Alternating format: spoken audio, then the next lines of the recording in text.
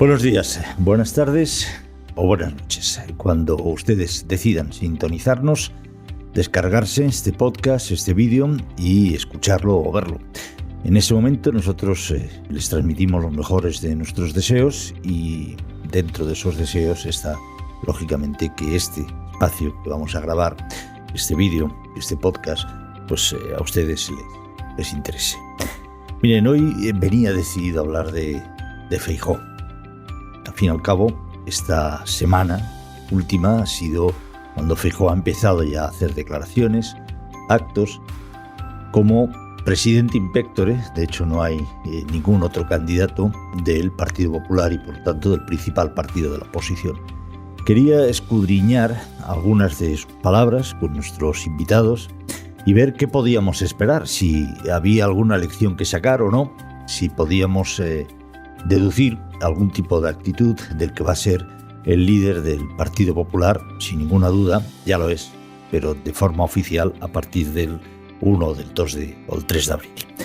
Pero la situación en las calles españolas se está complicando. No sé si mucho o poco. Yo creo que bastante. Y por lo tanto nosotros que queremos hacer siempre un espacio que vaya un pelín más allá de la actualidad, esta no la podemos obviar, evidentemente. Y la situación de la huelga de transportistas, de autónomos, está afectando, y de qué manera, al país. Está afectando al abastecimiento, está afectando también en algunos casos a la seguridad pública y se está convirtiendo en un elemento hoy por hoy clave de la actividad del escenario político en el que se mueve España. De alguna manera, algo habíamos anticipado. No quiero ser tampoco ser como esos que aciertan siempre la quiniela de los domingos pero haciéndola el martes. No, pero algo sí que habíamos dicho. Porque, y lo comentaba antes con nuestros contertulios, por situar claramente o de alguna manera las cosas, de la situación económica que estamos viviendo, evidentemente la culpa la tienen muchas personas y muchos hechos. Pero de haber entrado en una situación de guerra sin salir de la pandemia, con unos presupuestos en España absolutamente inverosímiles e increíbles y por lo tanto inútiles, de eso solo tiene la culpa el gobierno que los ha hecho aprobar por el Congreso.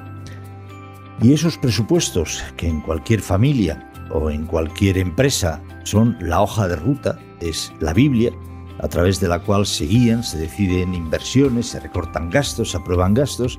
Este gobierno presentó unos presupuestos que eran mentira.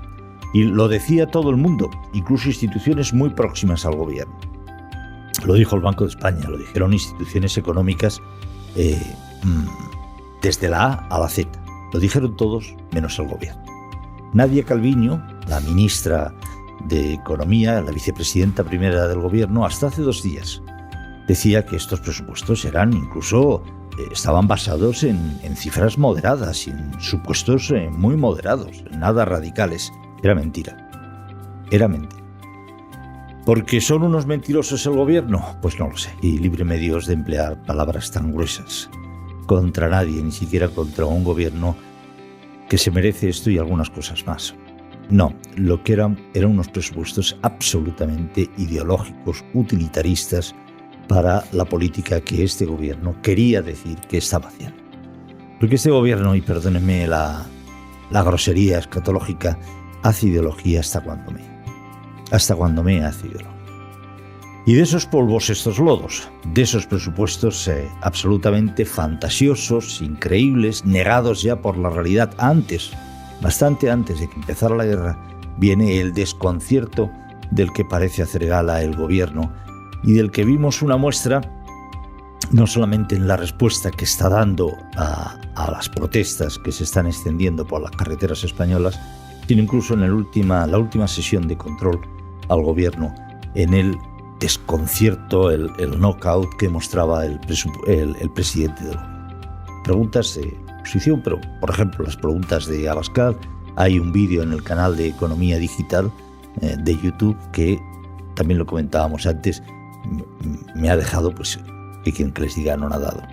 Es un vídeo en el que el señor Abascal le pregunta qué va a hacer usted para dar soluciones a los transportistas, qué va a hacer usted en el precio de la energía, qué va a hacer usted en el precio del gas, qué va a hacer usted ante un posible desabastecimiento en los supermercados, en el tema de los alimentos. Y el presidente del gobierno se levanta y dice: toda Europa está luchando contra Putin, ustedes luchan con el gobierno que lucha contra Putin. Y esa es la respuesta del presidente del gobierno de España con la que está cayendo. Bueno, pues queríamos hablar de Feijóo, queríamos hablar en positivo, queríamos analizar qué líder podemos esperar del Partido Popular ya en los próximos meses, a partir de unas semanas, pero vamos a hablar también de la situación que se está viviendo en las calles españolas. Vamos a hablar y analizar las consecuencias que puede tener eso y en qué punto estamos. Lo hacemos con nuestros dos invitados de hoy, si este teléfono me deja de sonar, que son Bernat García, ¿qué tal? Hola, Bernat, ¿qué tal? Buenos días. Y Alejandro Ramírez, ¿qué tal, Alejandro? Hola, muy bien, Juan. A quienes ustedes ya, por supuesto, conocen. Esto es La Plaza y nosotros ya no tenemos que hacer nada más que empezar. Empezamos. Bueno, pues por donde queráis. Si queréis, os doy absoluta libertad. ¿Queréis describir la situación tal y como la percibís vosotros? ¿Queréis meteros a analizar si es más o menos grave? ¿Qué consecuencias políticas? ¿Cómo creéis que está respondiendo el gobierno? Si está tan noqueado como yo tengo la sensación que está ante esta situación. Cogerlo por donde queráis.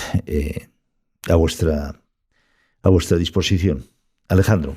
Bueno, vemos unos movimientos muy erráticos por parte del gobierno, porque una situación tan grave como la que estamos viviendo, exigen respuestas inmediatas y respuestas concretas y medidas, no solo única medida como la que quiere plantear en el seno de Europa en los próximos días 24 y 25, sino a esto hay que hacerle frente desde muchas partes. Y ya, porque el resto de gobiernos europeos están actuando y el nuestro no. ¿Por qué esta parálisis? Eso es lo que nos tiene desconcertados. Y si quiere contar con el apoyo de la oposición, como ha intentado esta semana, reuniéndose con todos los portavoces de los diferentes grupos, ¿por qué no le cuentas qué medidas vas a adoptar? Porque quieren que te apoyen, pero ¿en qué? Si no eres concreto. Si no, hasta el día 29, que sea el Consejo de Ministros, nos diremos. No sé, tengo la sensación de que Pedro Sánchez no sabe muy bien cómo salir de esta, como comentaba anteriormente. Está en una situación muy, muy complicada para hacer frente y para adoptar medidas de calado ante esta crisis y quiere que Europa acuda al rescate como siempre. Buscar el apoyo europeo porque no se ve con los mimbres necesarios para sacar esto adelante. Pero si de verdad hubiera una voluntad de paliar esta situación, tendría que haber actuado. Yo creo que es el único gobierno de Europa que no ha hecho nada hasta ahora. No, y luego, por resaltar, por destacar o por subrayar, mejor dicho, uno de los temas que dices, es que este gobierno es un gobierno autista, es un gobierno que carece de cualquier tipo de empatía, no de empatía, yo diría de falta de soberbia para saber echar mano, para saber incluso trabajar con la oposición, que además le vendría bien. Lo dijimos con la pandemia. Si alguno de ustedes no tiene otra cosa que hacer, eche marcha atrás, rebobine y verá cómo lo dijimos con la pandemia. Este gobierno le vendría bien. Es decir, porque hay una situación absolutamente inesperada, gravísima con la pandemia. Oiga, apóyese usted, recuéstese en el resto de partidos. Si es que no van a poder decirle que no.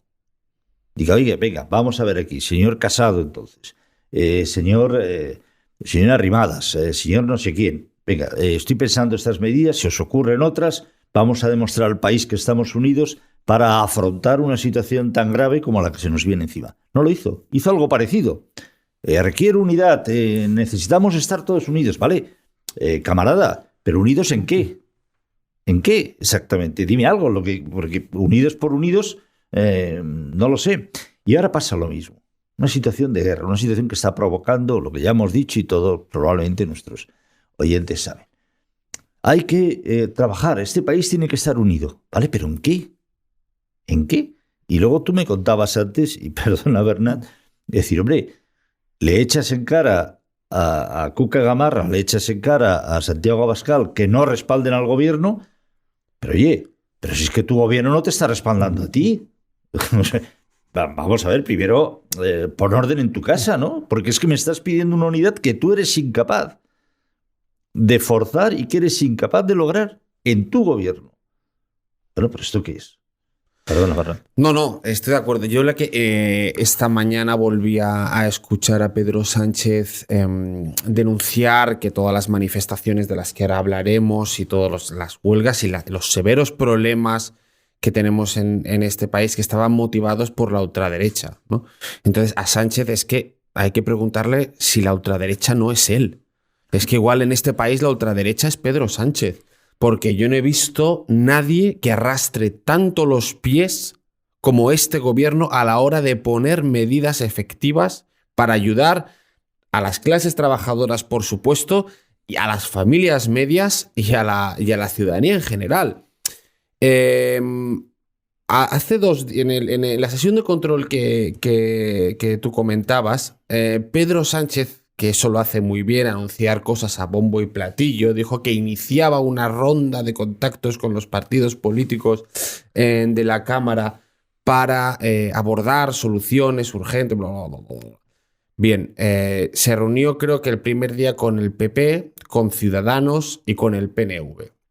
Después de esas reuniones donde debían consensuarse y pactarse las famosas medidas que va a poner en marcha el 29 de marzo, las tres formaciones, los tres partidos mostraban estupor porque en esas reuniones no les habían contado nada. Nada. Y eso lo publicábamos en Economía Digital, que dice, bueno, o sea, este gran pacto de respuesta a las medidas que quiere pactar para dentro de 15 días nos reúne y no nos cuenta absolutamente nada.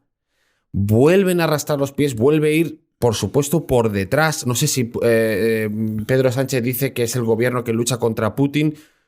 Desde luego, como decías, Alejandro, es el gobierno que menos lucha contra Putin. Porque ya el 1 de marzo le tuvieron que dar un toque de atención porque era el único gobierno, más allá de Hungría y algún otro más, que no ponía armas.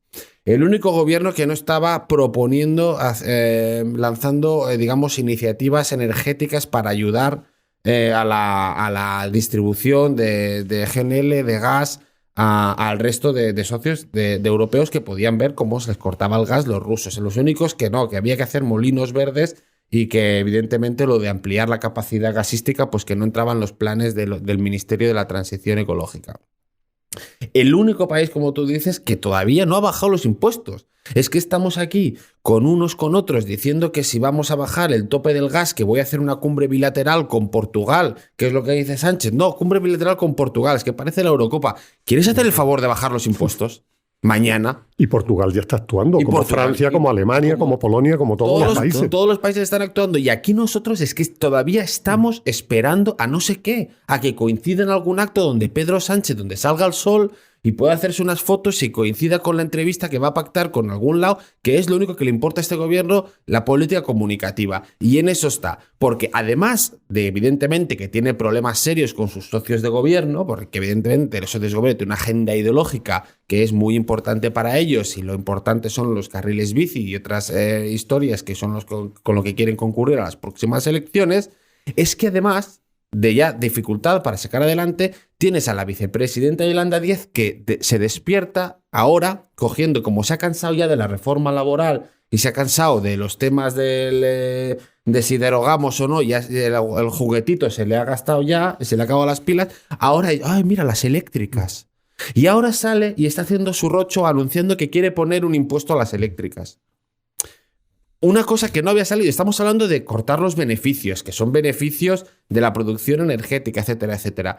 Y en eso parecía que estábamos hasta que la vicepresidenta dice que hay que crear un nuevo impuesto. Es decir, no se bajan impuestos, no estamos bajando los impuestos, que es lo que todo el mundo está hecho y la sociedad demanda, sino que tú te propones, te sacas del sombrero un nuevo impuesto. Es que es lamentable, es que es contraproducente.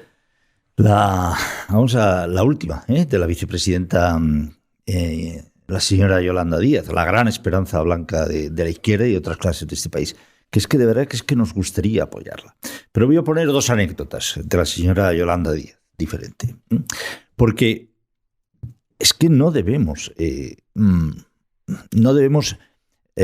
aceptar sin más la mentira. Es que eso es lo peor, y más en situaciones que son dramáticas, que lo que queremos de los políticos es que salgan de la cara y digan, mire, no tengo soluciones para esto, la situación es grave, voy a hacer esto, voy a hacer lo de más allá y perdónenme si me equivoco, pero adelante. Pero la señora Yolanda Díaz habló de que una de las grandes cosas que había podido lograr, no había podido derogar la ley de reforma laboral o la reforma laboral de Mariano Rajoy, pero había acabado con la flexibilidad, que era uno de los cánceres que castigaba a los trabajadores. ¿Sabéis lo que está haciendo en estos momentos con el sector de la cultura? Porque estos son guays y chulipirulis. Claro, el sector de la cultura son guays, no como otros sectores. Pues se está negociando una reforma de la contrarreforma laboral de la señora Yolanda Díaz para permitir la flexibilidad y que haya el tan denostado contrato por obra y servicio. Porque los rodajes empiezan y se acaban. Y los extras que comentaba no sé qué periódico, los especialistas, los que se pegan tortazos en un rodaje que no son los actores, no lo vas a tener en plantilla cuando no hay rodajes, porque es que a lo mejor no ruedas otro western de aquí en 5 años. Y por lo tanto el contrato de obra y servicio en muchos sectores de la actividad económica tiene todo el sentido del mundo. Bueno, pues ahora... Si me permites una maldad, es que hay que favorecer que dentro de 5 años Fernando León de Aranoa puede hacer una película sobre la miseria de los transportistas que hoy vivimos. Entonces, efectivamente. En España hay que trabajar para que puedan... Y Javier Bardem pueda interpretar a un camionero muerto de hambre, ¿sabes? Entonces hay que trabajar para que eso suceda dentro de 5 años. La otra de Yolanda Díaz, sí, perdón. O sea, es que está bien, porque efectivamente... No, es una broma. Todo el respeto al sector de la cultura pero es curioso y a nuestros grandes cineastas, por supuesto. En el que todos los planteamientos antes ideológicos de que hay que acabar con la flexibilidad, de que hay que acabar con el contrato de obra y servicio y tal. Pero, oye, se han pasado un mes y ya estamos negociando con el sector de la cultura. Y está bien, es que tiene razón el sector de la cultura. Necesita un contrato de obra y servicio. Pero no solo el sector de la cultura. Bueno, otra de Yolanda Díaz. Hace menos de un año se despenalizó en el Código Penal la actuación de los piquetes. Fue una iniciativa de Comisiones Obreras y UGT que apoyaron, evidentemente, el PSOE y Podemos. Se despenalizó del Código Penal los piquetes. Es verdad que la actitud violenta, en cualquier caso, la Fiscalía puede actuar de oficio y se puede condenar a un señor que le parta la cara a otro. Pero los piquetes, como tal figura política, fueron despenalizados en el Código Penal por este gobierno. Eso se llevó al Boletín Oficial del Estado, no sé si os acordaréis, con una exposición de motivos que causó ya escándalo. Nunca hasta ahora en el Boletín Oficial del Estado se había hecho una exposición de motivos que parecía un discurso de Pedro Sánchez, porque se hablaba en esa exposición de motivos de que con la crisis como oportunidad, desde la llegada al gobierno del PP se ha iniciado un proceso constante y sistemático de desmantelamiento de las libertades. Esa era la exposición de motivos que daba lugar a la despenalización en el Código Penal de la actuación de los piquetes. Con esa exposición de motivos, la señora Yolanda Díaz hablaba, y esto es textual, lo pueden ustedes encontrar en Google, en donde quieran, de restablecimiento, de florecimiento de las libertades. Hoy en día, hoy, la actuación de los piquetes en el transporte es la ultraderecha infiltrada que genera violencia. Miren ustedes, la actuación de los piquetes, que generalmente es violenta, porque para eso se habla de los piquetes, siempre es coaccionadora, y un servidor, al menos, la va a condenar siempre. Entonces y ahora, la condeno. Deben de ser motivo de actuación judicial y, si me apuran, penal, porque la coacción nunca es permisible. Por cierto, que sigue en el Código Penal el castigo al empresario que coaccione a los trabajadores a que no hagan la huelga. Pero estos son los malos, como siempre, ¿eh? Este gobierno divide al país en buenos y malos. Dicho lo cual, ni ahora está la ultraderecha, o puede ser que la ultraderecha intente pescar en río revuelto, evidentemente, como la izquierda intenta pescar en río revuelto, como todos cuando hay estas cosas, la actuación de los piquetes siempre debe ser condenada. Dicho esto, ni era un florecimiento de las libertades la ley que presentó Comisiones Obreras UGT ni Yolanda Díaz tenía razón entonces, ni las otras ministras tienen razón ahora. Perdón. No, sí es verdad, sí es que al final se meten en unos jardines y quieren cambiar una serie de cosas que se le vuelve en contra.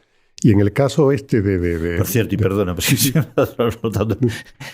ese delito de los piquetes, esa penalización de la actuación de los piquetes, ¿sabéis qué gobierno la puso en marcha? Felipe González.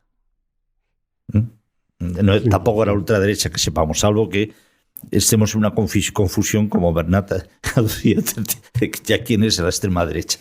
Perdona, Alejandro. No, y digo que con el descontento social que existe, con la huelga de transportistas que se está extendiendo por todo el país con unas consecuencias tremendas, la única respuesta es que la ultraderecha está detrás y que la gran patronal, como no la respalda, no tienen que negociar nada ni hacer nada. Pero bueno, ¿qué va a permitir? ¿Un desabastecimiento generalizado por esos motivos? Expliquen qué está pasando.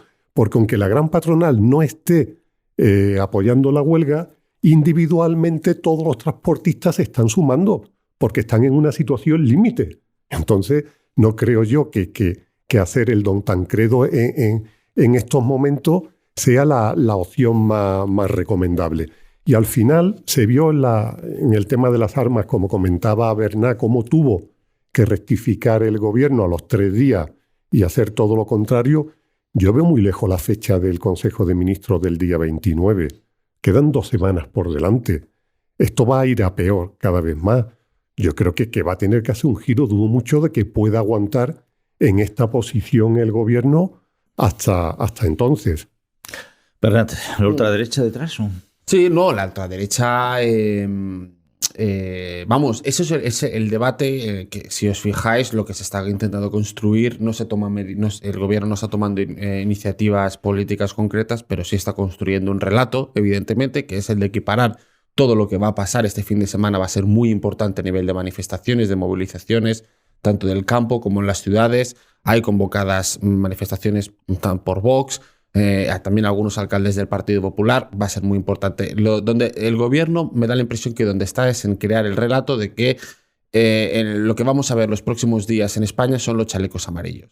Es decir, está intentando equiparar los Gilets Jaunes. Está intentando equiparar que esto es un movimiento lepenista que busca la desestabilización de los gobiernos europeos, que evidentemente detrás están Putin y están las armas de desestabilización del Kremlin, como dicen que también estaba, que quizás así, no lo sé, detrás de los chalecos amarillos. Pero en eso es lo que estamos viendo, porque a mí me da la impresión de que el gobierno es incapaz de acordar cuando hay un consenso generalizado, no, porque hay que bajar los impuestos, hay que liberar. La autoridad fiscal el otro día estaba diciendo que la inflación estaba provocando un incremento de la recaudación del IVA del gobierno de 3.500 millones de euros. Esto no es moco de pavo. Esto es dinero que se está sustrayendo al tejido empresarial y a la clase trabajadora y a la ciudadanía. Entonces, como por algún extraño motivo, ideológicamente, Podemos y las confluencias no pueden aceptar simplemente que se bajen impuestos o que se manden armas a Ucrania, porque no entra en su decálogo, el gobierno está esclerótico y está paralizado e incapacitado para tomar medidas rápidas. Entonces, ¿qué se está haciendo? Se está buscando de nuevo cómo podemos convertir esto en los chalecos amarillos, la foto de Colón, etcétera, etcétera. Y buscar un nuevo elemento de confrontación izquierda-derecha, que es lo que más le gusta y lo que mejor sabe hacer, o sabía hacer quizás, el gobierno de Pedro Sánchez.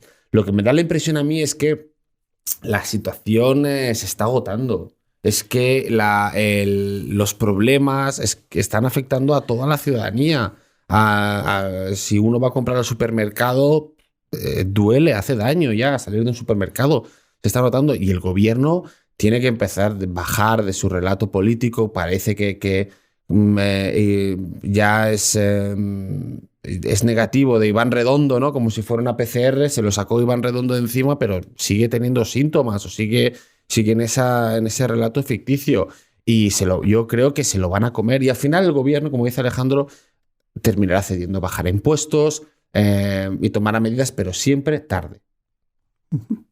No, yo dudo mucho de que Yo dudo mucho de que sea la ultraderecha la que esté detrás de todos estos movimientos, sobre todo porque lo que vemos son transportistas que es que les cuesta, que pierden dinero si salen ahora a la carretera. Y yo creo que si el gobierno adoptara una medida favorable a ello y solucionar el problema, se irían a sus casas tan tranquilos, no tendrían ningún interés en desestabilizar el país. Son trabajadores que lo que quieren es tener unos ingresos todos los días, llegar bien a final de mes y nada más. Entonces, el montar este relato, porque ahora mismo para Pedro Sánchez lo único que cuenta es el culpable de todo es Putin y detrás de esto está la ultraderecha y de ahí no sale.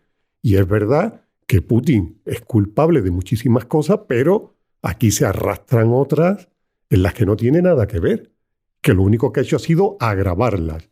Y que durante todo este tiempo el gobierno no ha puesto remedio a todas estas distorsiones que ya aparecían por el horizonte y que se veían claro que iban a frenar la recuperación económica con Putin o sin Putin. Entonces, centrarse solo en ese relato me parece muy equivocado. Y en cuanto a la bajada de impuestos también, pues por ejemplo, Ciudadanos la semana pasada creo que fue, presentó en el Congreso un proyecto para que adaptaran la inflación al IRPF, que ese va a ser otra vía, es la subida fría que se llama, que le va a dar un palo sobre todo a las rentas más bajas, tremenda. Y el gobierno lo rechazó. Entonces ahí se están resistiendo a esta bajada de impuestos que es inevitable y que no hay otra solución. Ya en su momento Rajoy lo subió y lo dijo. ¿Quién me iba a decir a mí que venía a bajar impuestos y he tenido que subirlo? Pero es que se adaptó a las circunstancias del país en ese momento. Ahora no hay que hablar de ideología, ahora hay que hablar de soluciones y de adaptarse a una situación excepcional que requiere medidas excepcionales. Y si el gobierno y sus socios no lo ven, pues estamos perdidos, la verdad. No, a mí lo que me parece mucho más preocupante es eso. A mí que me preocupan muchas de las medidas y de las posiciones de este gobierno, lo que me preocupa todavía muchísimo más es que la única respuesta que este gobierno esté dispuesto a dar o sepa dar, al menor de momento, es que la culpa la tiene la ultraderecha. Porque si ese es el lenguaje, me temo, y no soy un adivino, que lo único que vamos a ver va a ser un mayor deterioro de la situación económica y social y dos, un crecimiento de la ultraderecha. Si eso es, a lo mejor eso es lo que pretende Pedro Sánchez, que la ultraderecha crezca. Porque eso de que había que tener miedo a la ultraderecha, esa alerta antifascista ya existía cuando Vox pasó en Cataluña de 0, me parece, o de 1, creo que de 0 a 11 escaños en el Parlamento Autonómico Catalán. Ya existía y ya se había utilizado por activa y por pasiva cuando pasó en Castilla y León de 1 o ninguno o 2, no recuerdo, también a 10 o 12 escaños. Es decir, eso es todo lo que usted sabe decir, porque si eso es todo lo que usted sabe decir o se le ocurre, como ciudadano español me santiguo y de luego como político que Santa Teresa le conserve la vista porque no lo sé. Creo que los pescadores van a amarrar la flota y a no salir a partir del lunes 21 de marzo. Si no cambian de actitud, debe ser que Vox ha penetrado también entre la flota pesquera de manera... Sí, entre toda la clase trabajadora, ¿no? Porque ahora todos los transportistas, los pescadores, todo es la ultraderecha en este país. Todo el que protesta... Además es que yo vuelvo al tema de los presupuestos. Es decir, vamos a ver, este país, después de una situación complicada como la de la pandemia, evidentemente, pero antes de la pandemia ya tenía una deuda elevadísima. Deuda. Bueno, me gustaría saber qué reducción han hecho el Estado, sus empresas, sus asesores. Sé que es el chocolate del loro, ¿eh? No me voy a engañar, perdónenme, si les suena demagogia les pido perdón de entrada. ¿Se han reducido el número de asesores políticos? Porque a lo mejor eso, que a efectos de los presupuestos generales del Estado es una minucia, son peanuts, pero tiene un efecto ejemplificador, que la política también es dar ejemplo. Se han reducido. La Diputación de Barcelona han aumentado los asesores políticos, que no son asesores políticos, que son cargos que están trabajando para el partido a sueldo de las instituciones públicas. Este país ya entró, cuando la guerra, con un 6 y pico % de inflación. Ya entró con esa inflación. Este país ya estaba en los niveles más bajos de productividad cuando empezó la pandemia, y al salir de la pandemia continuó en ese fondo, en niveles de productividad. Pero a pesar de eso hemos aprobado una contrarreforma laboral chachipiruli. Es decir, vamos a situar las cosas, y yo creo que además que todos los españoles, pues en fin, yo tengo altas expectativas. La gente no es tonta todos los días. No, recordar que llevamos un mes prácticamente en guerra y que el gobierno no ha hecho nada. O sea, la verdad es que el gobierno no ha hecho nada. Ya. O sea, nada. O sea, todos los periódicos hemos llenado páginas y páginas con posibles medidas, con las negociaciones para abaratar, para recortar, para topar los precios y tal. A fecha de hoy no hemos hecho nada. Esto es inédito en Europa. Y hay un papel aquí y sigo con la segunda reflexión que quería hacer, que es el de los sindicatos en España. Que no han... el 23 de marzo dicen que se van a movilizar por los precios. Bueno, ya será la última manifestación, o será después de que este país probablemente en los próximos días salte por los aires en movilizaciones y en protestas. Se ha opuesto a una rebaja de impuestos sobre los carburantes y por supuesto ni ha planteado en ningún momento una huelga general y por supuesto no ha levantado la menor crítica contra el gobierno. Esto es inédito. Esto es una distorsión. Entonces, no sé si es la ultraderecha, o sea, no sé si es Vox, y si Vox es la ultraderecha, si son los que capitalizan este enfado, pero es que son huérfanos. Es que la población, que vuelve la economía real, vuelve la economía de no tengo para llegar a fin de mes, salgo con el camión y pierdo dinero, esa gente está desprotegida porque no tienen ninguna fuerza política ni ninguna representación sindical que les defienda o que esté dispuesto a salir a la calle. Entonces, no, pues si lo coge la derecha, bueno, es que si saliera igual el partido de veganos, del veganismo y tal, pues es que igual lo capitalizarían ellos, porque es que no hay nadie que los esté defendiendo. Unos sindicatos que se llevan 100 millones de euros para reformas de sedes de los fondos europeos, que cuentan, vamos, con un colchón extremadamente cómodos en subvenciones, que por cierto se han ampliado. El gobierno ha incrementado las subvenciones a los sindicatos prácticamente respecto a los fondos que tenían. Que van a tener ahora formas de facturar más porque van a tener que estar presentes en la elaboración de planes de igualdad en todas las empresas con más de 50 trabajadores. Importantísimo. Entonces, eso son los chiringuitos, los negocios de los sindicatos que evidentemente, yo no sé si el camionero, que además es autónomo y que no está afiliado a mí, tengo que salir, pero es que yo voy a tener negocio aquí para decidir sobre si las empresas son inclusivas, sociales, éticas, sostenibles, empáticas, guays. Entonces, eso, el gobierno, lejos de recortar, solo ha hecho que ampliar los fondos y lo que tiene un gabinete. Solo Moncloa, solo el gabinete del presidente hay un centenar de asesores nombrados a dedo. Unos asesores que no están para coordinar absolutamente nada, cuya función es dar ideas al presidente. Como Iván Redondo estipuló, era como la oficina de escuchar a la ciudadanía. No sé a quién escuchan, pero básicamente es gente que están para nutrir y para mejorar la imagen pública de Pedro Sánchez. Eso es lo que hace ese. La Diputación de Barcelona tiene 100 y pico de asesores. Ningún partido ha renunciado, que yo sepa, a cubrir al máximo su cuota de asesores. Ningún partido.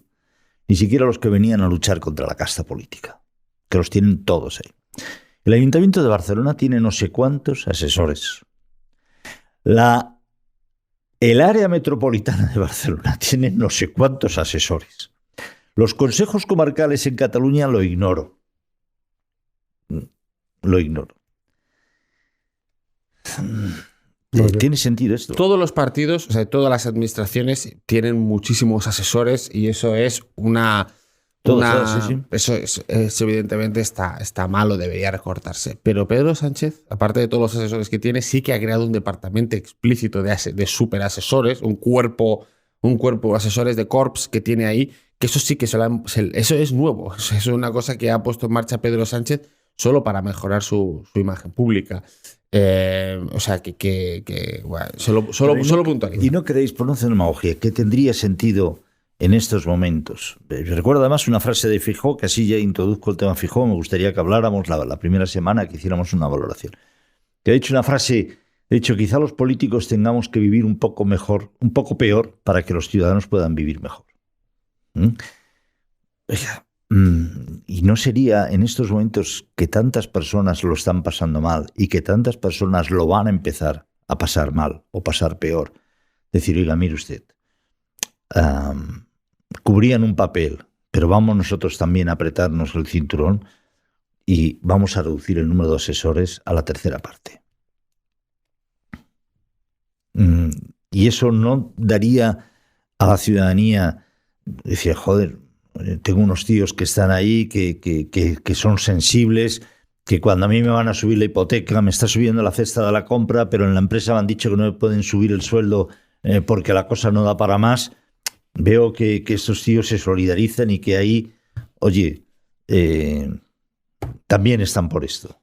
¿No tendría sentido eso de verdad? Sí, tendría todo el sentido. Porque a veces me pienso estas cosas y, joder, eres un demagogo, eres un ultraderechista. Vamos, no quiero hacer un chiste fácil, pero... No, porque aunque económicamente no sea muy relevante y no va a solucionar este problema, pero sí de cara a la gente, pues ve un compromiso por parte de los primeros que tienen que adoptarlo. Es que ahora mismo hay un cartel de que ya no cabe nadie más, ni en Moncloa, ni en muchos de los ministerios. Y encima aquí estás hablando de reducir asesores, reducir personal que van incorporando frívolamente, pero es que hay ministerios que, bueno, el señor Garzón desde la carne no sé qué ha vuelto a hacer, y ahora mismo que el consumo pues plantea para los ciudadanos un problema grave, no sé si ha vuelto a abrir la boca desde entonces. El ministro de Universidades, ¿alguien recuerda su rostro últimamente, dónde lo ha visto en hacer algo? Y así podíamos continuar, y eso ahí detrás una carga de personal, de gasto. Yo sigo viendo a los ministros de Podemos llegar en coches de alta gama a los actos donde van o donde se mueven, ¿no? Que ayer Bernat y yo estábamos en Barcelona, coincidimos en Barcelona, ayer.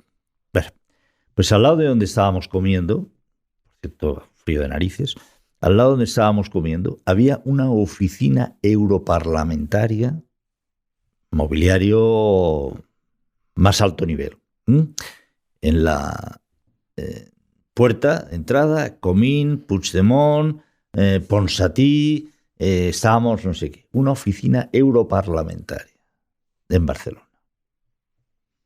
Pues no sé cuánto costará eso. Pero y alguna cama de hospital se hace con ese presupuesto, seguro, alguna. Por las calles de Barcelona. No, va a ser complicado ahora. Había una campaña de carteles, es decir, que lo pagaban los que se anunciaban por la otra parte. Yo no vi los que se anunciaban por la otra parte, pero había una campaña de carteles hablando de los 3 días de marzo, la igualdad, con una simbología del aparato genital femenino. Casi toda Barcelona llena. ¿De verdad? No hay nadie que diga, oye, quizá en estos momentos, chicos, vamos a frenar estas cosas, vamos a centrarnos a otras, porque la crisis social sigue estando en Barcelona. Pero es que eso implicaría aceptar una renuncia y una enmienda a la totalidad de lo que han sido las formaciones de izquierda populista. Desde Podemos, desde los comuns, que es la construcción de un relato fantasioso sobre los enemigos del pueblo, los enemigos de la ciudadanía, que son, no se sabe si fuerzas reaccionarias, internacionales, violadoras, opresoras de las minorías, que hombre, pues sí, claro que hay opresión de las minorías y claro que hay vectores negativos, pero es que estas formaciones se han subido, han llegado a vicepresidencias, han llegado a alcaldías, gracias a ese discurso, gracias a un discurso de crear una serie de de fantasmas o decir que ellos eran la antítesis del empresario, la antítesis en fin, de las élites malvadas, ¿no? que azotaban a Occidente, y llegas aquí y te das cuenta de que no puedes cambiar el modelo económico, que cuando dices voy a acabar con la especulación hotelera se te vacía la ciudad, se te van los empresarios. Dices que vas a acabar con la especulación del ocio y vas a cortar, y de repente el Primavera Sound dice que se te va a ir a Madrid. Pues claro, y te pones las manos a la cabeza, pero ¿cómo se va a ir el Primavera Sound si es de Barcelona, se va a ir a Madrid? Hombre, es que usted está haciendo una campaña contra la iniciativa de los macroconciertos, de las fiestas, de la llegada de turistas, de todo esto. Entonces es normal. Entonces ahí han entrado en colisión, han entrado en una confrontación. Entonces ellos ya no pueden decir, oye, es que la gente me pide que baje impuestos, pero si impuestos son buenos para el pueblo, porque así pagan los mayores. ¿Pero para hacer qué? Ah, claro, pero eso es un debate que ellos... Pero te lo digo porque yo puedo, fíjate, podría comprarles el debate de decir, sí, hay que luchar contra las élites, hay que asaltar los cielos, hay que... Vale, venga, ya me lo creo. Venga, ya me lo creo. Ya llevo corbata, ya me lo creo. Vale, ¿qué hacemos? ¿Qué construimos? ¿Carril bici? Evidentemente sí. Claro, se han dado cuenta de que el mundo sostenible, los empresarios que en vez de que se van las grandes multinacionales del carbón y vienen grandes cooperativas ecológicas, ese mundo en la cabeza se ha visto que son incapaces de ponerlo en marcha y que no pueden hacerlo. Igual que Podemos en el gobierno, pues tenía un ministerio de consumo pensando que iban a hacer grandes cosas y que iban a cambiar, y de repente a la mínima que pueden, pues no pueden cambiar las normas del juego o pueden cambiarlas mínimamente. Y entonces, ¿qué hacen? Pues hacen lo fácil. Y lo que nadie va a poner, que es poner genitales a los semáforos, crear observatorios para combatir las nuevas masculinidades en animales. ¿Por qué? Porque a nadie le importa. Y esto es verdad. Y al final, si entrando en la retórica suya propia, los grandes empresarios están encantados.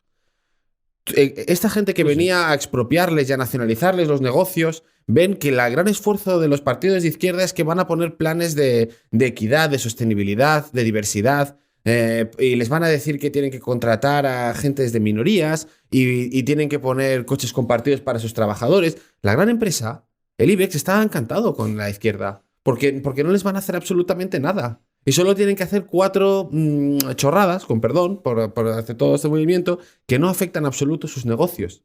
Y esto es lo que está pasando. Venga, Alejandro, empezamos. Si no queréis añadir nada nuevo, hablamos con la esperanza blanca del Partido Popular, no blanca, con Alberto Núñez Feijóo. Primeros pasos esta semana. No sé si os han dicho algo o no.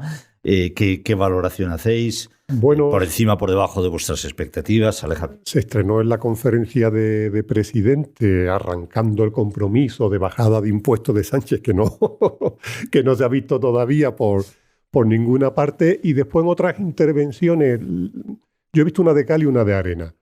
Ha hecho comentarios interesantes, como el que apuntaba antes, del papel que tiene que jugar un político en estos momentos de cara a la ciudadanía, la imagen que debe dar y que no puede estar por encima de ella y al margen de sus problemas. También apuntó algo que lo que necesitaba este país era una buena gestión y mucho trabajo, y trabajar mucho. Y yo creo que eso pues no lo estamos viendo ahora en este gobierno. Ni la gestión es buena, ni el trabajo es abundante.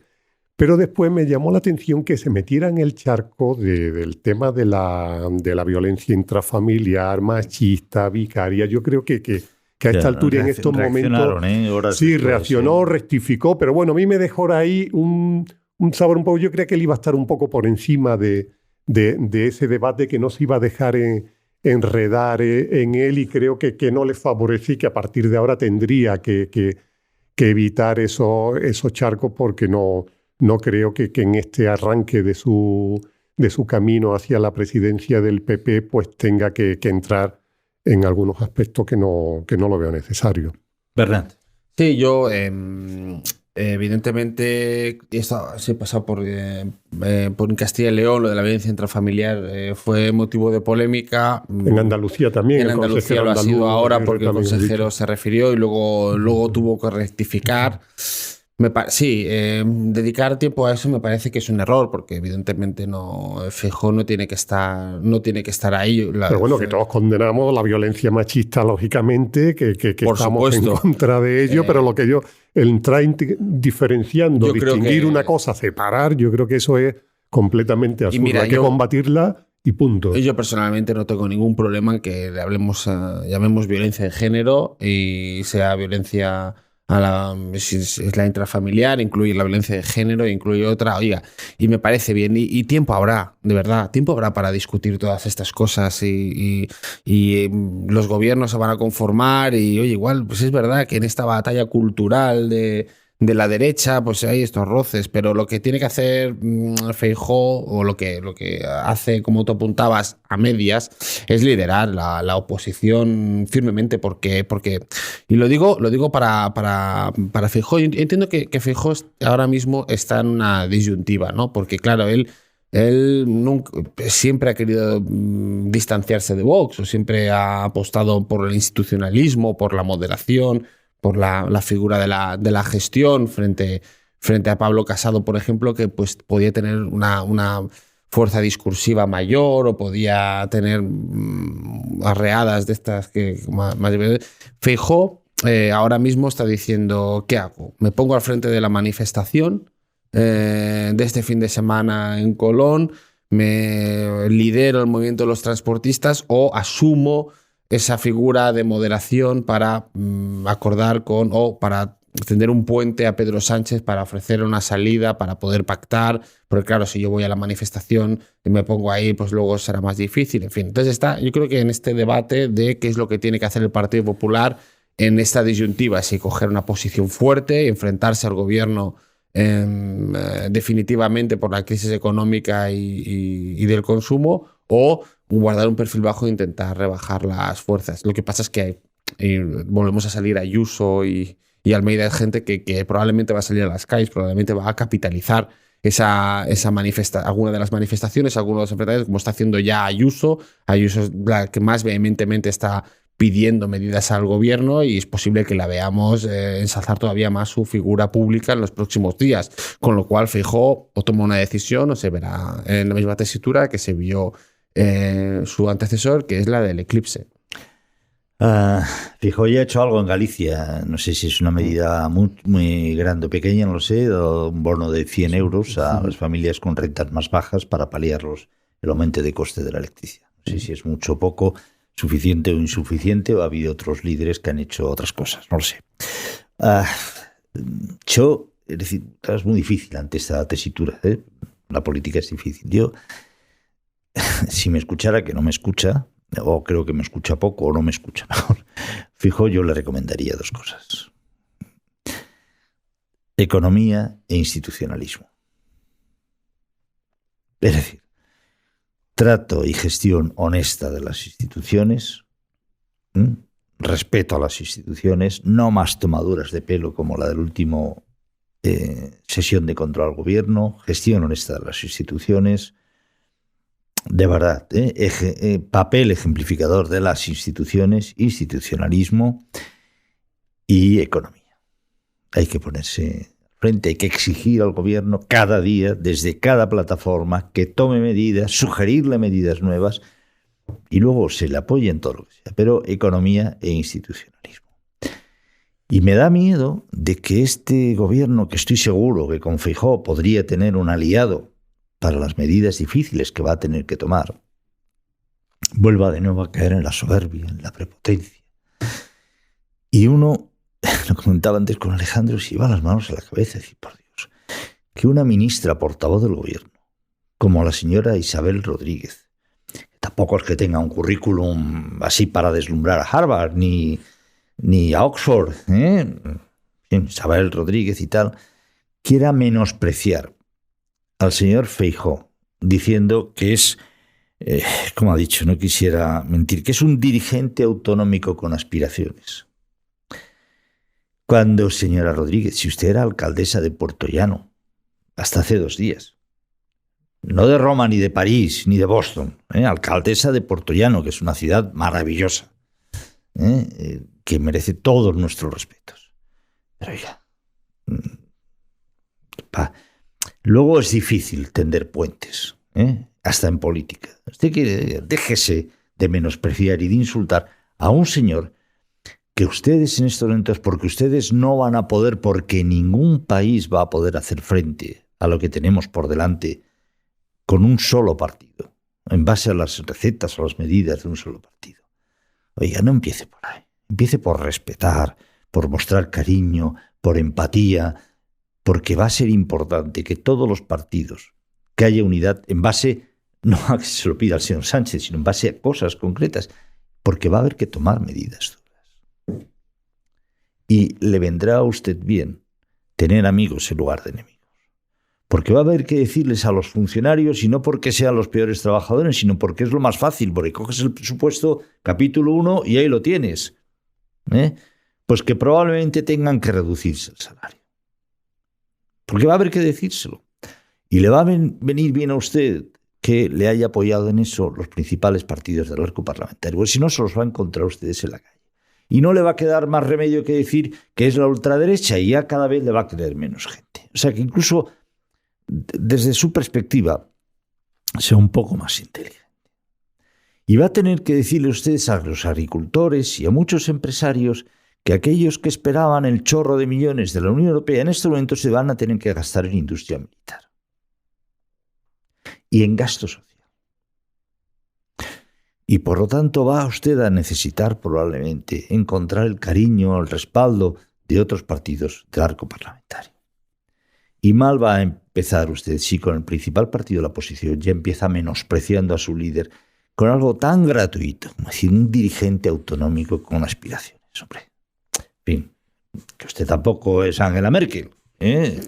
Vamos a ver, es decir, señora Isabel Rodríguez, vamos a ser un poquitín de nuevo más sensatos y honestos. En fin, si no queréis añadir nada más, yo aquí de todos nuestros amigos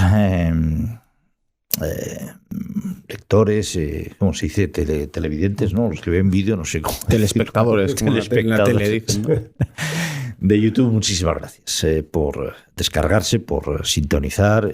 Si ustedes quieren darnos su opinión, pues por supuesto agradecidísimos. Hasta aquí. Gracias, amigos de YouTube.